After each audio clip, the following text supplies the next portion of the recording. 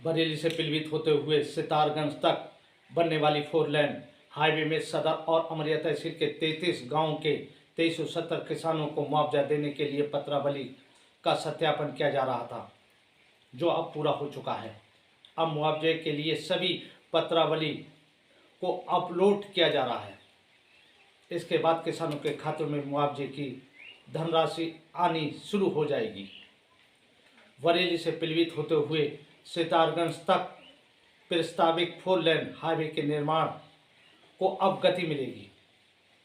Phase 2 के लिए अमरिया तहसील क्षेत्र के 27 गांव के किसानों की जमीन इसमें आ रही थी। इसके लिए किसानों की जमीनों का सत्यापन कराया जा रहा था। सत्यापन के दौरान किसानों से जमीन से संबंधित पेपर मांगे गए थे। इसके बाद राजेश विभाग रिकॉर्ड से इसका मिलान करवाया जा रहा था। जमीनों के कागज मिलने के बाद में सत्यापन की स्थिति अब स्पष्ट हो गई है। इस पर सभी किसानों के खाते में उनकी धनराशि के सापेक्ष मुआवजा धनराशि भेजने की राह भी आसान हो गई है। मुआवजा को लेकर सत्यापन की रिपोर्ट अपलोड की जा रही है, जो कि अब केंद्र सरकार की ओर से उनके खातों में भेजी जाएगी। संभावना जताई जा रही है कि फरवरी में ही सभी किसानों के खातों में धनराशि आ जाएगी। हाईवे के निर्माण में दोनों ही तहसीलों के 33 गांव के 2370 किसानों को 72 एकड़ भूमि अधिग्रहित की गई है। सरकार के निर्देशों के तहत अधिग्रहण की प्रक्रिया को जल्दी पूरा किया जाना है। इसके लिए सदर तहसील से जमीन को लेकर पूरा मामला आ गया था। अमरिया तहसील से रिकॉर्ड ही सत्यापन नहीं हो पा रहा था।